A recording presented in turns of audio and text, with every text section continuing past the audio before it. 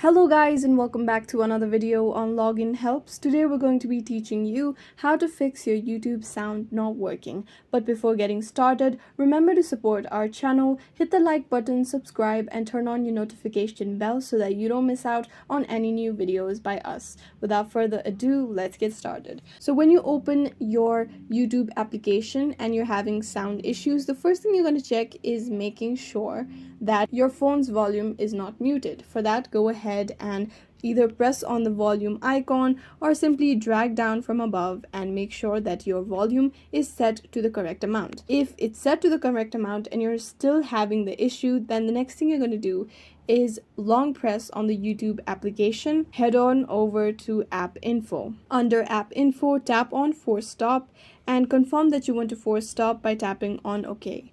Under your storage, you'll also be able to see the clear cache option. Tap on clear data, tap on clear cache. Now confirm that you want to clear cache by tapping on OK. And that's it. This should resolve your YouTube sound not working issue. If you're still having that issue, then try restarting your phone and then your issue should be resolved. I hope this video was useful. If you have any questions, let us know in the comments down below and thanks for watching.